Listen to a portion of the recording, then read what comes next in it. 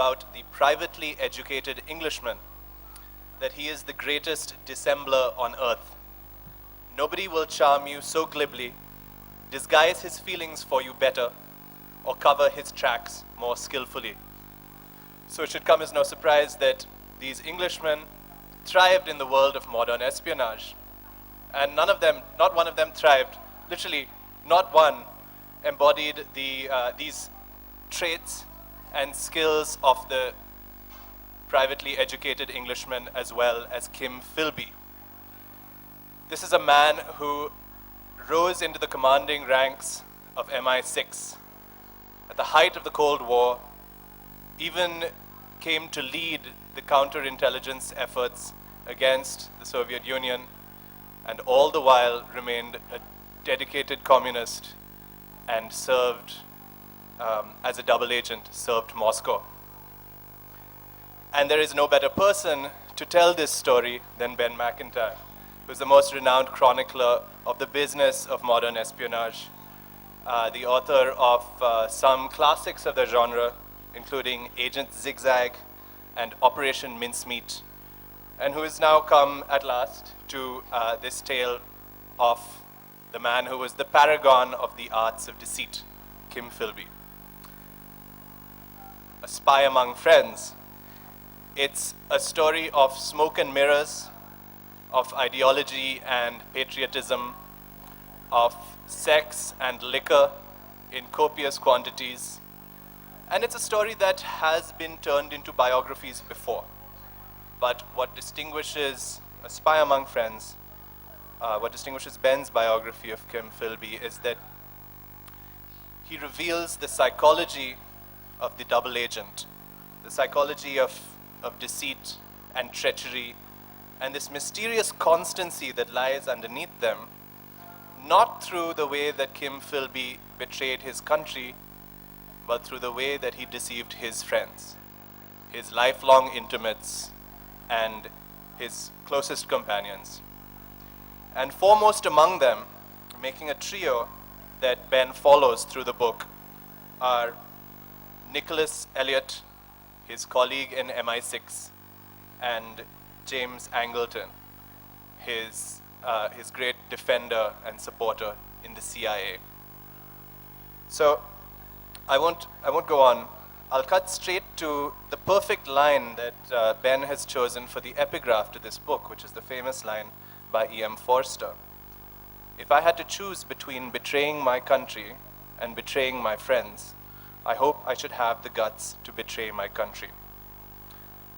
And from there, Ben will lead us into the question, what would move a man to do both? Ben Macintyre.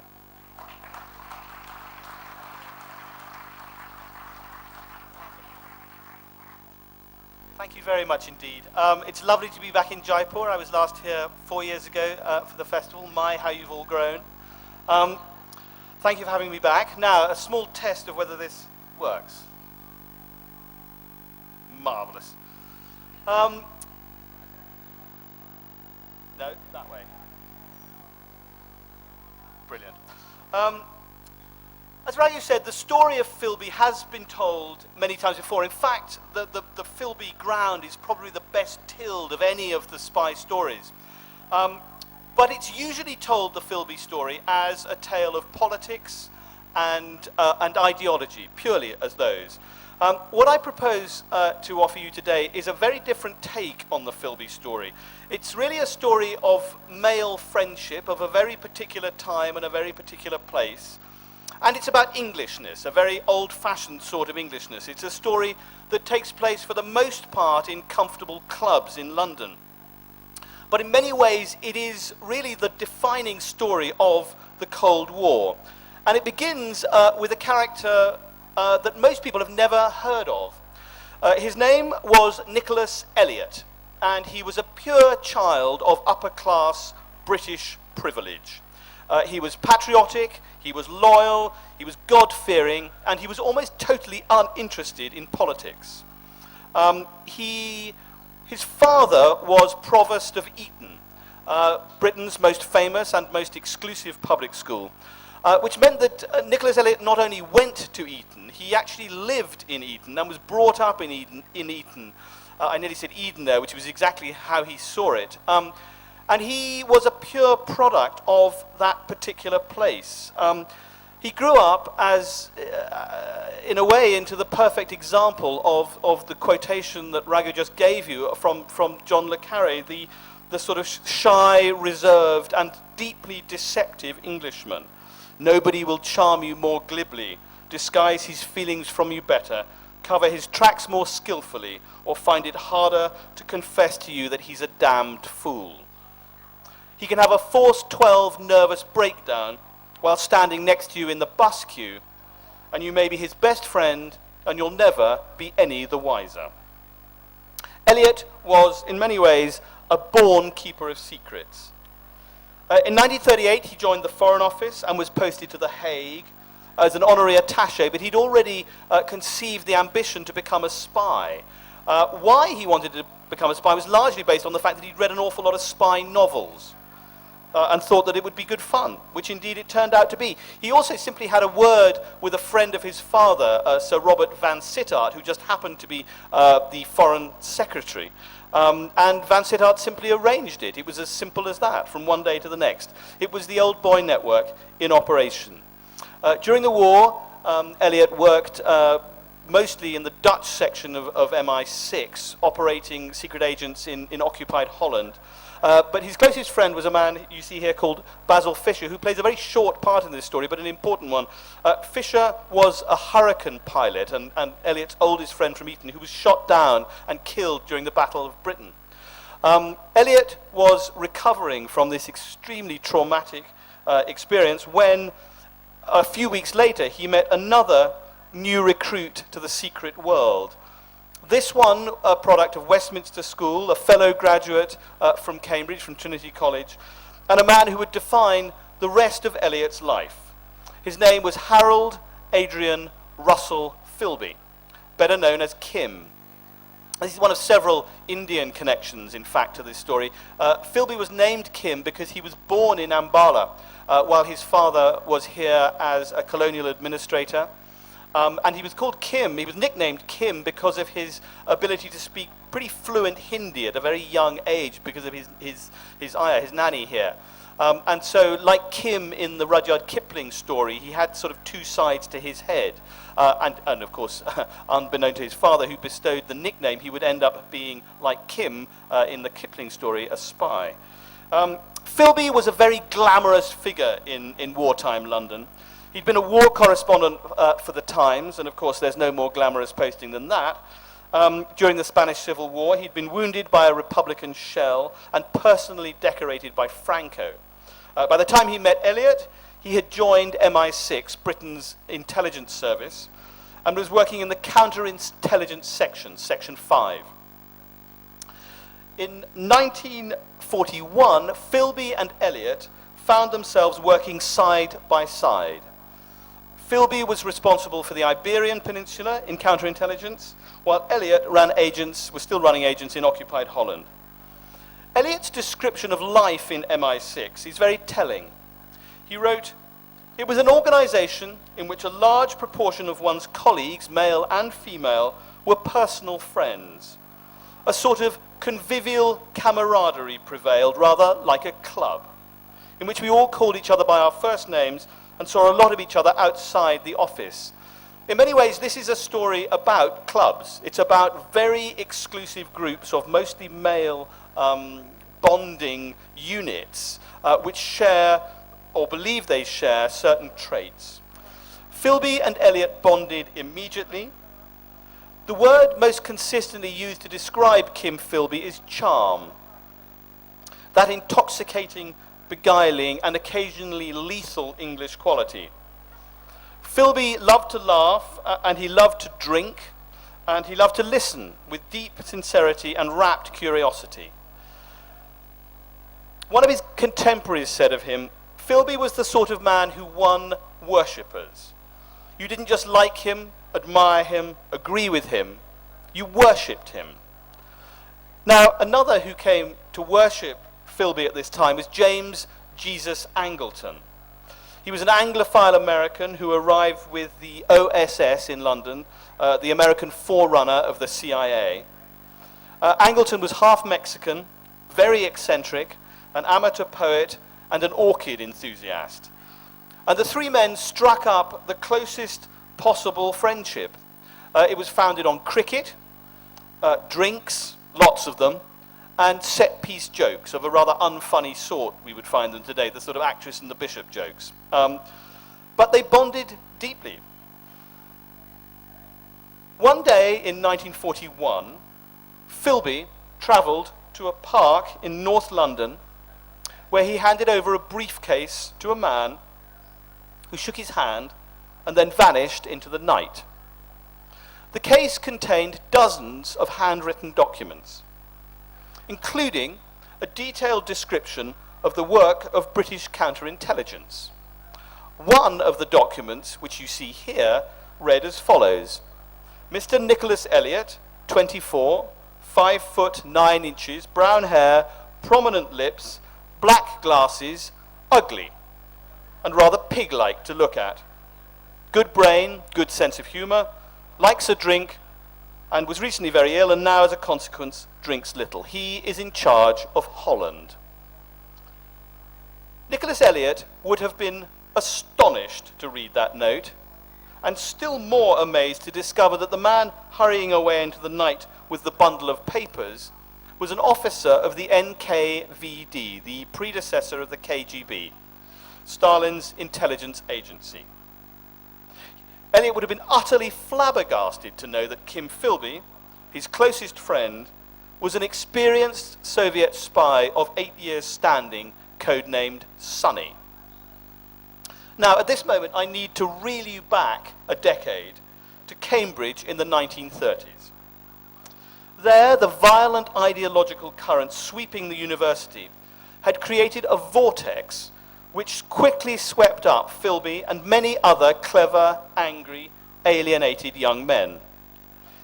Philby made friends on the political left, and some on the extreme left. Fascism was on the march in Europe, and only communism, it seemed to many, could oppose it. Late at night, over copious drinks, in panelled rooms, students argued, debated, tried on one ideological costume or another, and in a small handful of cases, embraced violent revolution.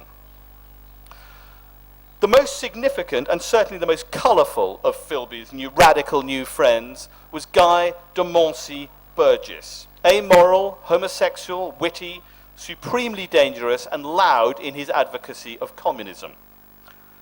Another friend was Donald Maclean, a clever young linguist destined for the Foreign Office. These three men would form the core of what would later be called the Cambridge Spy Ring. Philby joined the Cambridge University Socialist Society. He canvassed on behalf of the Labour Party. But there was no sudden conversion, no revolutionary epiphany. Yet, by the time he emerged from Cambridge, Philby was utterly committed to communism. In the autumn of 1933, he travelled to Vienna, ostensibly to improve his German, before applying to the Foreign Office. In reality, he wanted to take part in the battle between left and right that was then furiously underway in the Austrian capital. There he met and fell in love with Litzy Friedman, a fully committed communist revolutionary and a key person in this story whose reality has never really been revealed before. She was, as I say, a fully committed communist. She was already in contact with Soviet intelligence, and she was also, according to one contemporary source, a tremendous little sex pot. Philby seems to have lost his virginity and the last of his ideological commitment to Britain at almost exactly the same moment. As I say, Litzy was already in touch with Soviet intelligence, and they'd only been in Austria for a few weeks when Dollfuss, the fascist leader of Austria, moved to crush the leftist movement. Litzy was on a wanted list and the police were closing in, so Philby very swiftly married her in a registry office in Vienna Town Hall and then headed to London. It was Litzy who introduced Philby to a man called Arnold Deutsch. Deutsch was a brilliant and charismatic recruiter for the NKVD, for Stalin's intelligence service. And when he asked Philby if he wanted to work secretly for communism, Philby didn't hesitate at all. He said, "You do not hesitate to join an elite force." This is one of the keys to Philby, and also one of the odder aspects of him is that although he was a lifelong communist, he was also a tremendous snob. And he loved the idea of belonging to an extremely exclusive club. It doesn't get much more exclusive than the KGB, particularly if you happen to be working in Britain. Philby joined the Times, distinguished himself as a foreign correspondent, and was one of only a handful of journalists to join the British Expeditionary Force to France at the outbreak of World War II. You see here a photograph of Philby standing next, he is on the right, on our left, of General Gort, who was the overall commander of the British Expeditionary Force, which gives you an idea of just how much access Philby was already getting to the highest echelons of the British top brass. And bear in mind, he was already sending regular reports now back through Deutsch to the NKVD. At the start of the war, Philby had been told by Deutsch to get himself recruited by MI6. And he began dropping rather unsubtle hints to anyone he thought might be connected with the British intelligence service. Hester Marsden Smedley was one of them, the wonderfully named Hester Marsden Smedley. She was the chief foreign correspondent of the Daily Express. Her husband was rumoured to be linked to MI6 correctly. They ended up in a train carriage coming back from Dunkirk, and Philby dropped one of his hints, and she picked it up immediately and said he would be far better off doing secret work, and he agreed. A few days later, he was sitting down to tea in a London hotel with another formidable woman called Marjorie Maxey. Now, Marjorie Maxey had two main jobs. By day, she was a fundraiser for the Tory party, and during the afternoons and the evenings, she was a recruiter for Section D of MI6. D stands for destruction. That was the main sabotage unit of MI6. She's actually worth a biography on her own, I think. They got on tremendously well, and at the end of tea time, Marjorie Maxey asked Philby whether he would it sounds like a scene out of Monty Python, this. I mean, she asked Philby whether he would like to join the Secret Service, and he said he thought that would be very nice. The only vetting process that seems to have taken place involved a conversation with the deputy head of MI6, a man called Valentine Vivian, who was asked about Philby and who said, "I know his people." And that was that. That was the only vetting process that went on. It's almost a perfect definition of the way the British Old Boy network used to work. So that is how Kim Philby and Nicholas Elliott ended up side by side working together in MI6, fighting shoulder to shoulder ostensibly, but in reality on very different sides of a huge ideological chasm. At the end of the war, towards the end of the war in 1944, Elliott was deployed to Turkey, where he married his secretary, Elizabeth Holberton. There's rather a tradition of marrying your secretary in MI6. You see them here on their wedding day. A year later, after he'd arrived in Istanbul, Elliott pulled off the most incredible intelligence coup. He managed to recruit a German intelligence officer called Erich Vermehren. And now, Turkey was neutral during the war, but it was a hotbed of spies, and obviously Vermehren and Elliott were on opposite sides. Vermehren was a Catholic aristocrat with great misgivings about the Nazi project, and it was Elliott who managed to reel him in as a sort of defector to Britain. Vermehren was brought back to Britain, debriefed in Philby's mother's flat in London, in Kensington. Now, the defection of Vermehren actually crippled the Abwehr, the German military intelligence organization. It was hailed as a major blow against Nazi Germany because Vermehren brought with him a lot of extremely important secrets. And Elliott, briefly, was the toast of MI6 for having brought him in. But there was another aspect to this story. Vermehren's list of German notables, Vermehren brought with him a list of German notables who were opposed to communism and might help build an anti-Bolshevik Germany after the war. Now, for obvious reasons, MI6 did not pass this list on to Moscow, to our allies in Moscow, but Kim Philby did. And when the Red Army swept into East Germany, they brought with them a ready-made list of anti-communists, when MI5 went looking for them after the war, every person on Vermeuren's list had vanished. It was the first of Philby's bloodletting operations. His second occurred very, very soon afterwards. In 1946, a young Russian intelligence officer called Konstantin Volkov turned up at the British consulate in Istanbul and announced that he would like to defect as well. His price was £50,000 and an air ticket to London for he and his wife. The case made quite a slow progress to London, where it landed on the desk of Kim Philby. Kim Philby, by this point, had risen within MI6 to become head of Soviet counterintelligence. So Kim Philby was now in charge of hunting people like Kim Philby.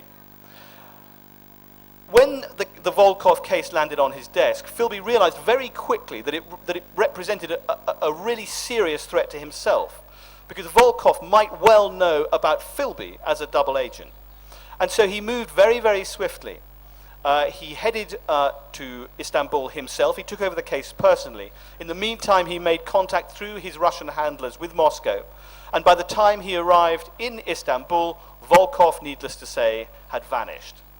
We now know that Volkov was intercepted by 2 Russian hitmen. He was injected with a sleeping drug. He was wrapped in bandages with his wife and put on a plane to Moscow, where he was tortured in the cells of the Lubyanka and then executed. He was also expunged from history. There is no trace of Konstantin Volkov or any members of his family.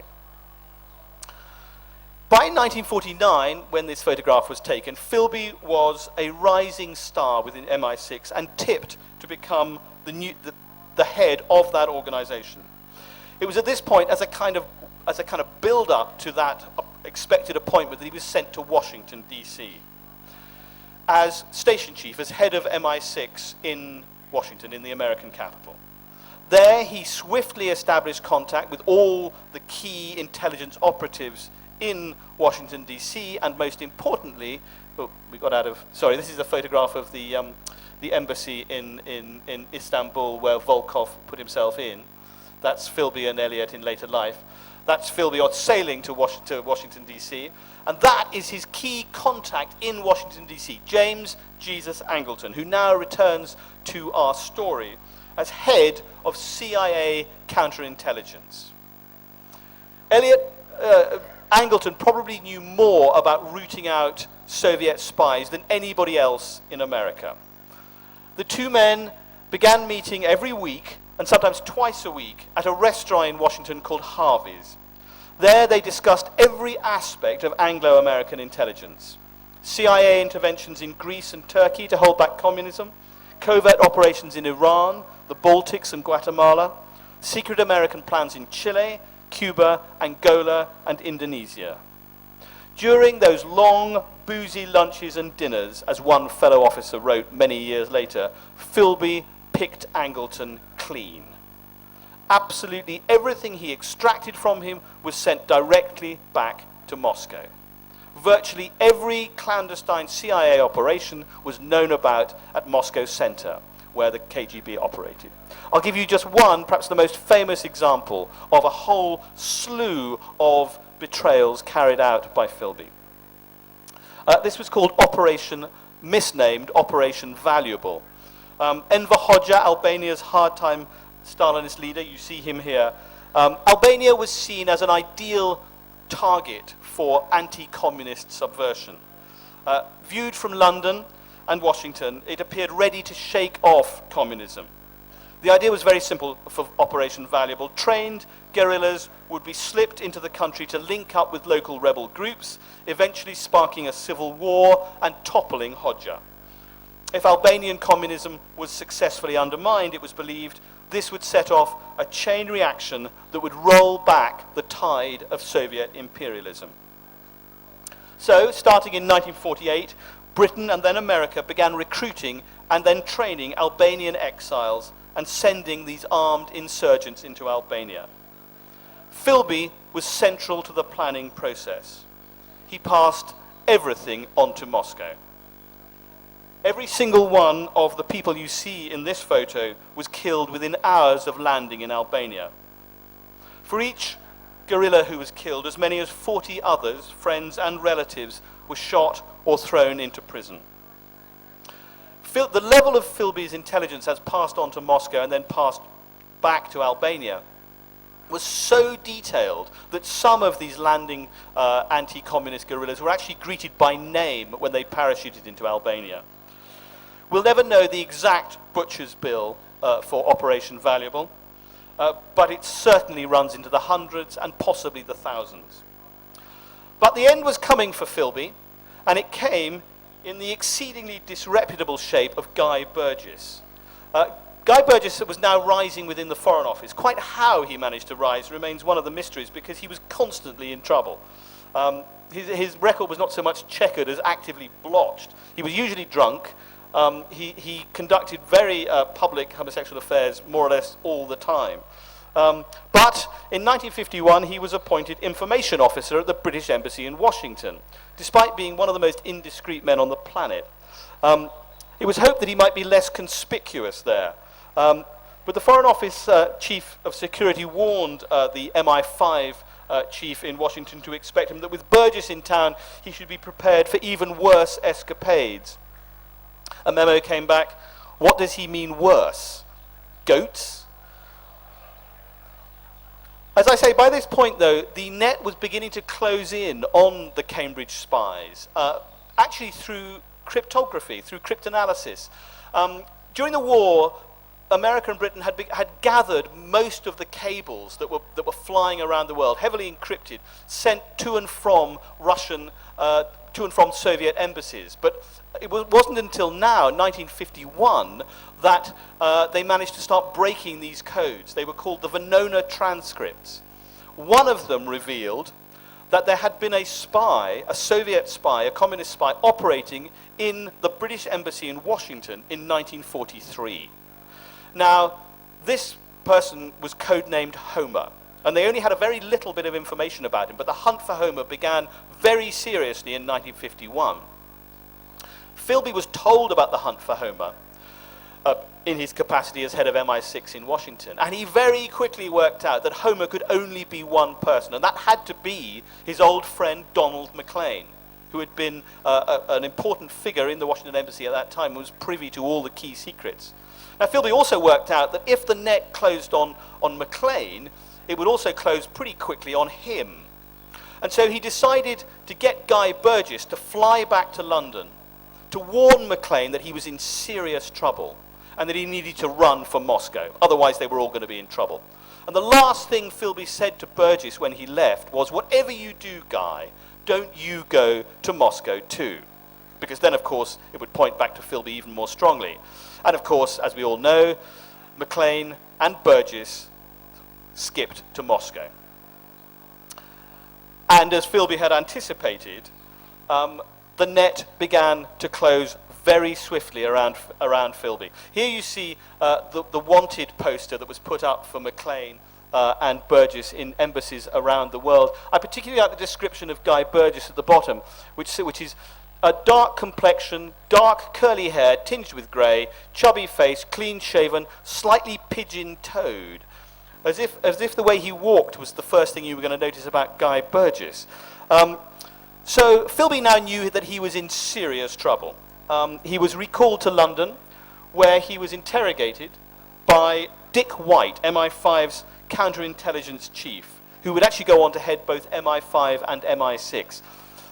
Now, because, as I say, this was really pretty much an old boys' club still, Dick White grilled Philby, but very gently. He didn't ask him any tremendously difficult questions, and Philby simply stonewalled him. He refused to accept any kind of responsibility for what Burgess and Maclean had done. He insisted he was totally innocent, and he professed to be as confused by what was happening as everybody else. This lasted for a while, but it became clear that to MI5 that Philby was not telling the truth, that he was covering something up.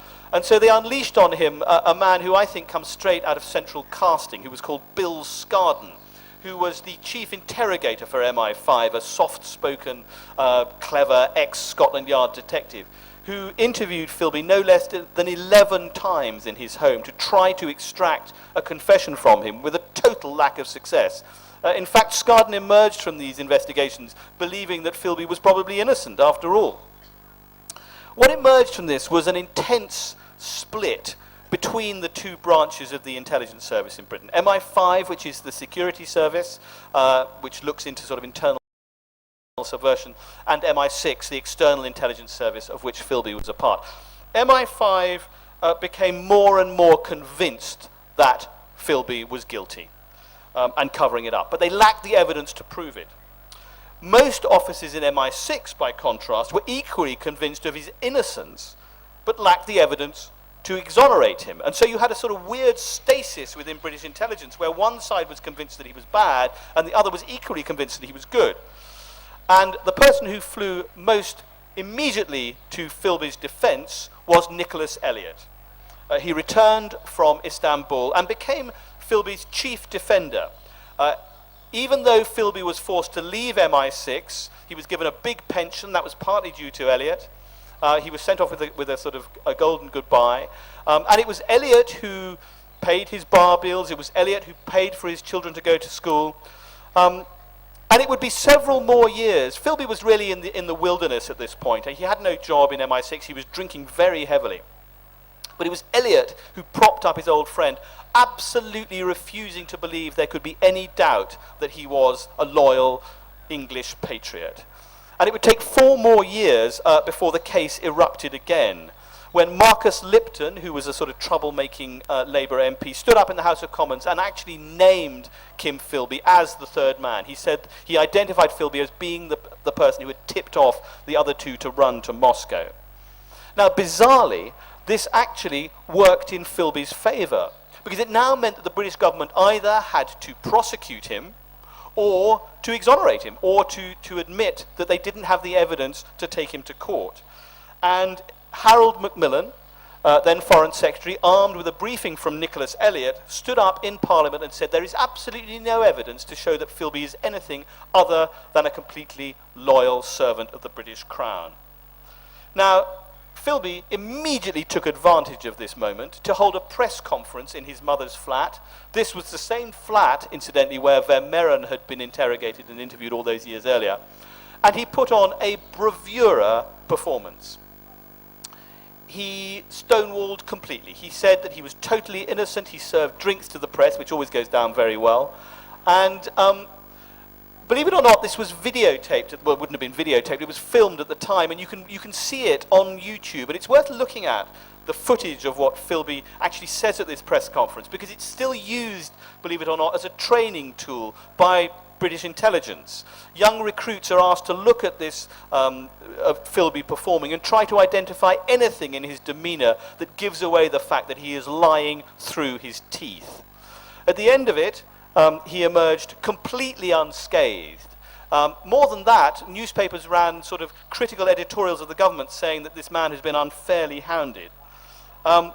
Now, this was obviously a great turning point in Philby's life, but Elliot was not content merely to get Philby off the hook. He wanted to do more than that. It was Elliot who actually got Philby a job in Beirut, working for The Observer and The Economist as a foreign correspondent, but on the understanding that once he was in Beirut, another sort of boiling center for espionage at the time, he would also be providing intelligence for MI6. The idea was that he would basically come back into what is called the firm. And so that is what he did.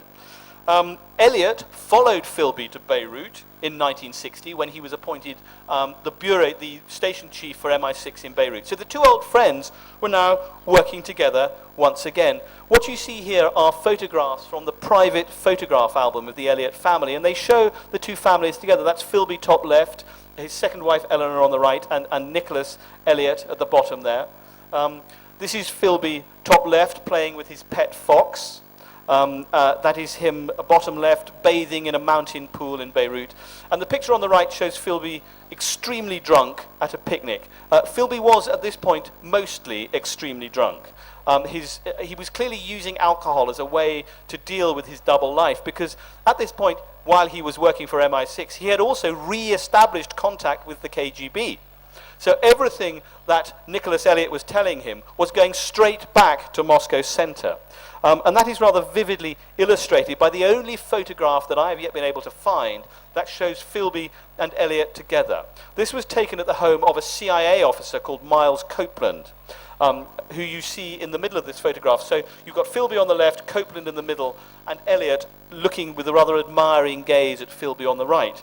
So you can read this photograph as MI6, CIA, sorry, other way around. Going from right to left, it goes MI6, CIA, KGB. But the end was coming for Philby, and it was coming in the most unlikely shape of someone called Flora Solomon, who was an executive at Marks and Spencer's. Now, Flora Solomon was an old friend of Philby from the 1930s, who revealed, apropos of a conversation in Tel Aviv with another friend of Philby's, that she had been recruited by Philby, or rather Philby had attempted to recruit her as a Soviet spy in the 1930s. Why it took Flora Solomon 30 years to remember this detail is one of the odder mysteries about this story, and it seems pretty clear that Flora Solomon herself had been a fellow traveller, if not an active agent for Soviet intelligence back in the 1930s, and had covered it up. Once she had made this admission and been interrogated by MI5, the cat was out of the bag. This was the evidence that MI5 had been looking for the whole time. It was passed on to Nicholas Elliot, who, needless to say, was shattered by the discovery that his oldest and closest friend had been betraying him for nearly 30 years. Elliot insisted on taking control of the case personally. He flew to Beirut, where Philby still lived, and confronted him in person. Now, their confrontation was recorded, and it is an extraordinary document, really, because it sounds on the outside like two old friends simply having a drink in a Beirut flat. But the subtext of it was a brutal hand-to-hand fight over what was going to happen to Philby. Over the course of 3 days, Elliot managed to extract from his old friend a sort of partial confession. Philby went as far as admitting that he had worked for Soviet intelligence, but he covered up most of what he'd done. He gave a few names, but only the names that he knew that Elliot already knew. The deal, verbal, never written down, was that if Philby admitted everything, he would have immunity in return. And that was the deal. That was what was going to happen. It was completely illegal. There was no legal allowance for anything of the sort. Philby was a full-on traitor. But within the clubby rules of MI6, the idea was that, yes, if he told all, he would be given immunity. And at this point, something extraordinary happened, which was that Elliot simply left Beirut. Why he left, we're never quite sure. I have my own theory in the book. And in January 1963, Philby left his apartment in Beirut, took a taxi down to the docks, climbed onto a Soviet freighter, and vanished. He turned up 2 months later in Moscow, where he would spend, the rest of his life. Now, Philby's defection sent waves of panic through both the British and the American intelligence communities, because they knew that Philby knew everything, and it was going to be extremely tricky. On the other hand, it's possible they also wanted it to happen. James Jesus Angleton, you see him here in later life, a sort of strange cadaver of a figure, never recovered from Philby's defection.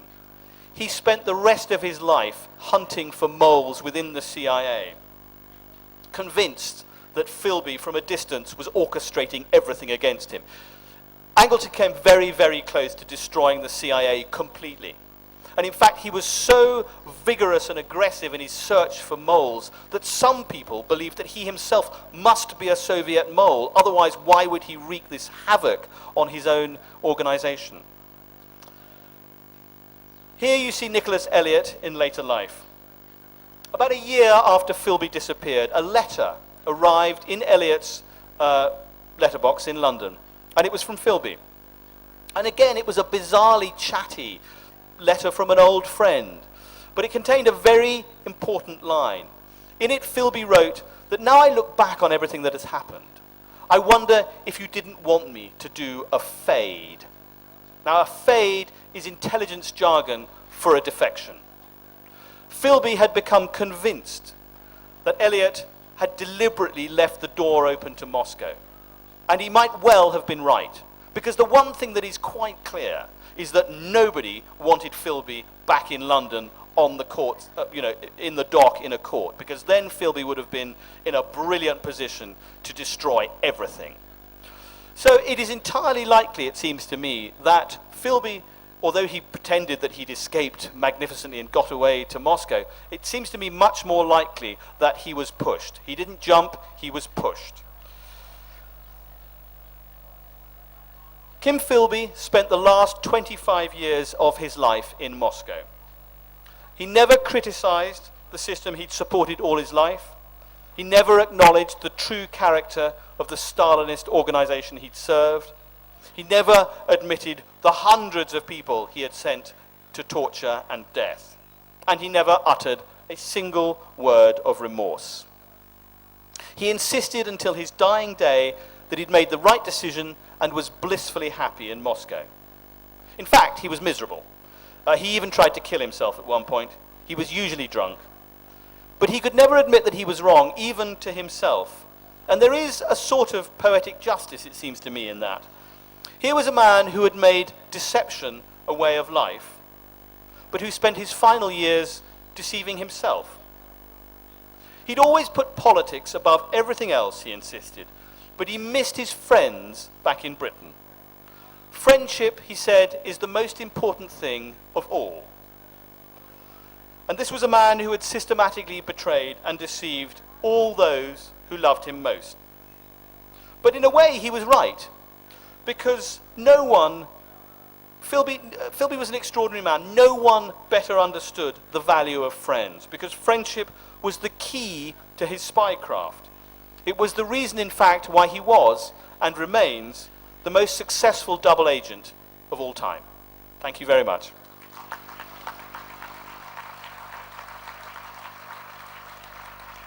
Now, I'd love to take some questions if you have them, so fire away. I don't know how we do this, whether there's a roving mic that goes round, but... Why don't I begin with a question? Lovely. Are you going to join? Should I come and join you?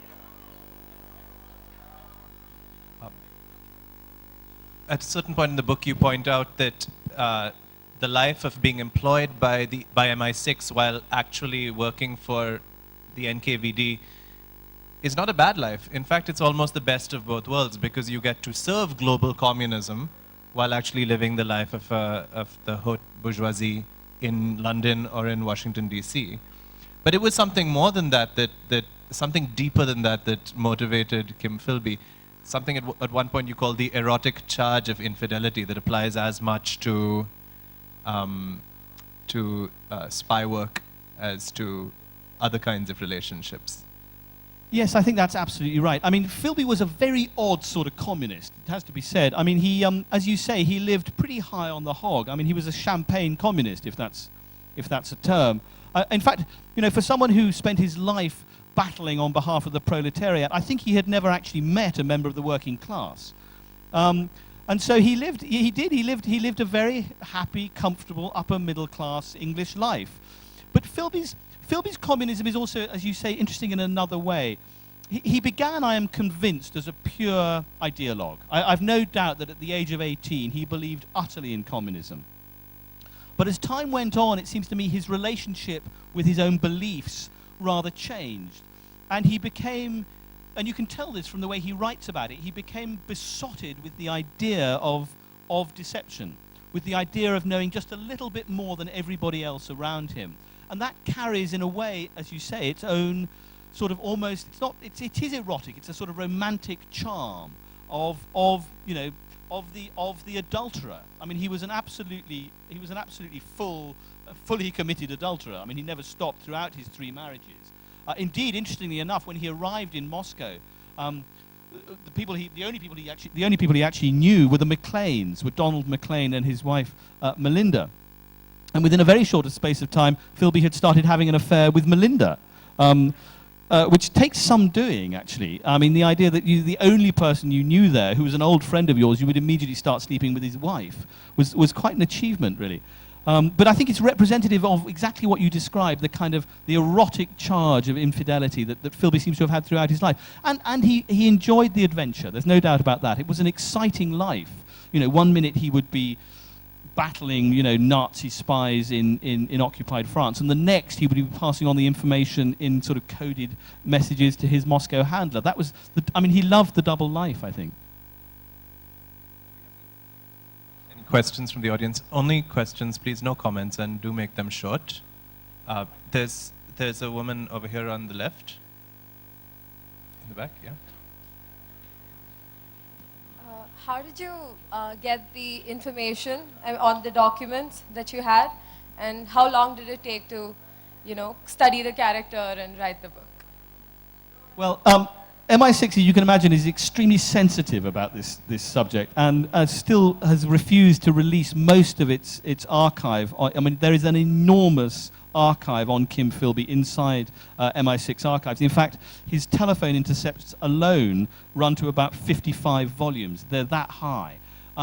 But that said, MI5, the security service, is much more open with its secrets, and it has a much more a much more liberal view about letting them out. Also, it quite likes spiking MI6's guns, so it quite likes releasing information that is embarrassing to MI6. And so there has been quite a lot of MI5 information has leaked out, including a very big tranche about 3 months before this book was published, which I was able to sort of bring in. So there is quite a lot of documentary evidence. There's a lot more to come. Whether MI6 will ever release all its archive, I strongly doubt. It's not a subject they're terribly keen on, the idea of this mole in their midst. Indeed, it still haunts MI6. A certain sort of intelligence officer still goes white at the mention of Philby's name. He's a sort of byword for everything that went completely wrong. But he did, in a funny way, Philby, have a very salutary effect on British intelligence, because after he'd been exposed and after the scandal came out, the whole structure of the old boy network really collapsed. You could no longer really be recruited on the basis of the old school tie. It just doesn't happen anymore, thank God. Thank you. Right up here, up front.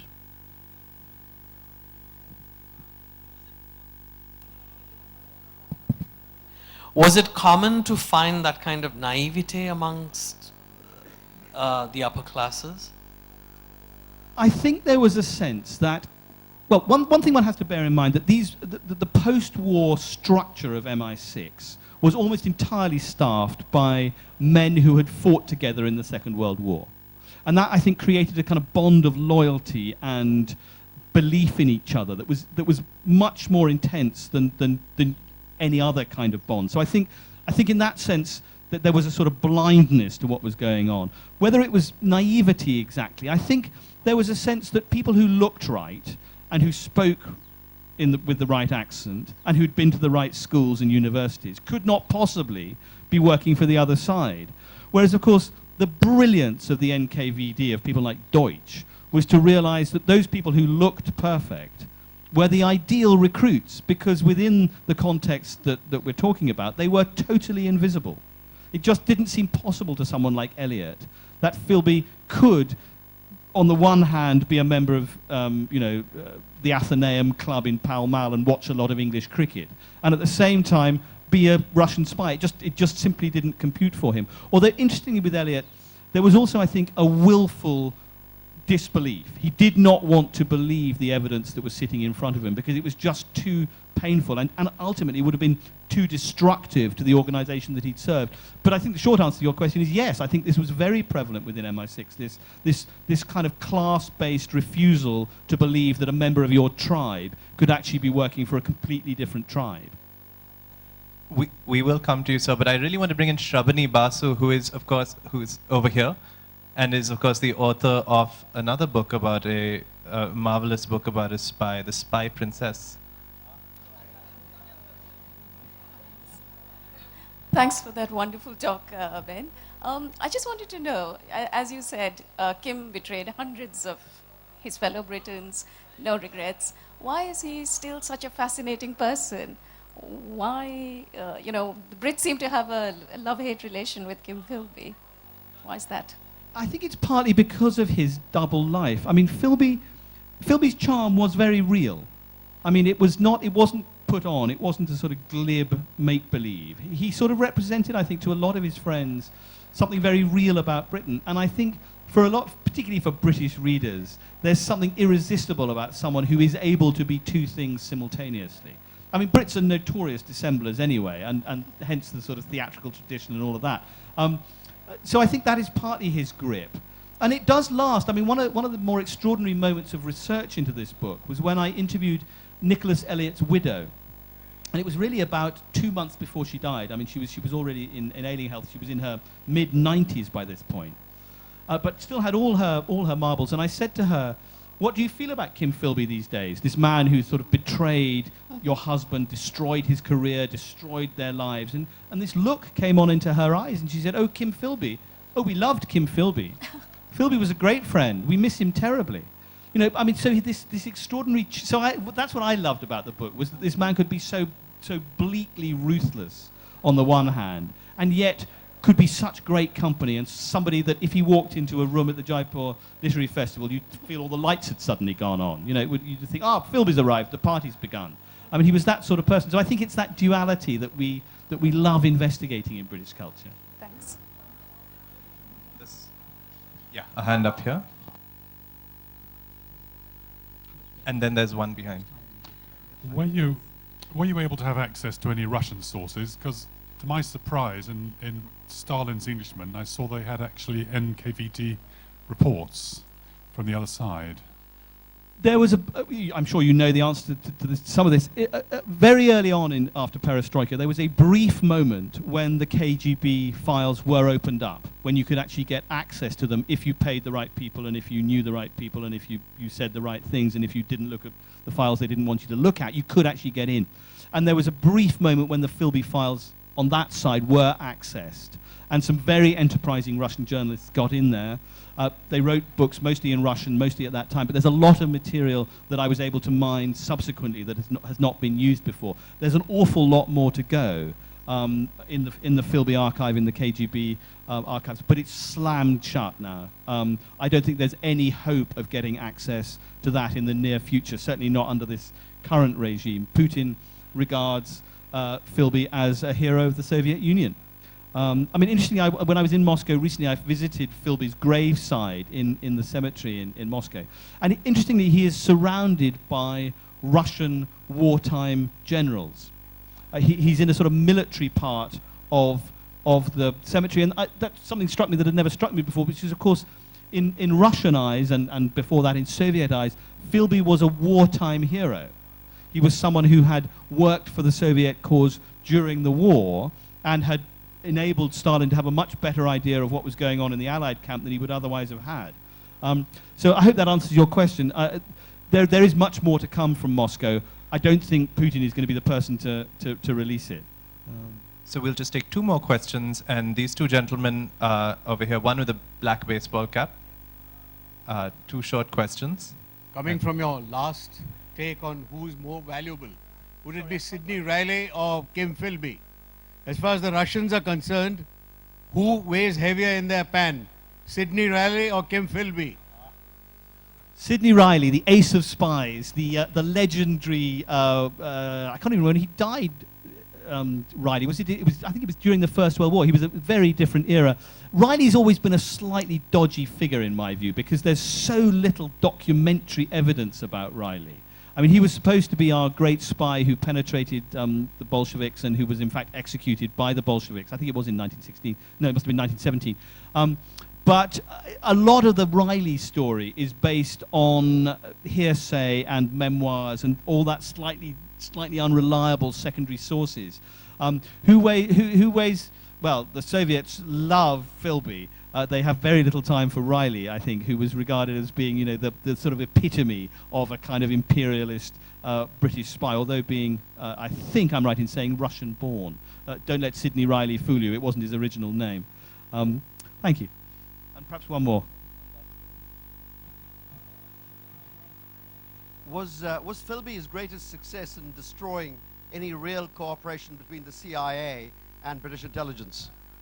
That's a very good question. I mean, the CIA was staggered to discover that the man appointed by British intelligence to be the head of British intelligence in Washington, D.C., was a career Soviet spy. And it led to a tremendous freezing of relations, admittedly short-lived, between the CIA and British intelligence. It really did huge damage to that supposedly special relationship. It recovered in the end, and it also recovered in a way that was extremely beneficial. And of course, let us not forget that the Americans discovered a very large number, a very much larger number of Soviet spies within their own, within the ranks of the American establishment than the British ever did. So things equaled out in the end. And of course, finally, in 1996, they discovered that the head of their Soviet counterintelligence operation, Aldrich Ames, was also a KGB spy. So in a way, what goes around comes around, and the crowing that took place,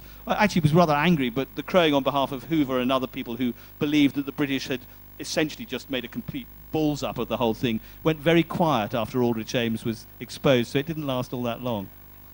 Trust nobody. Ladies and gentlemen, Ben Macintyre, a spy among friends. Thank you all for joining us. Thank you, Jim.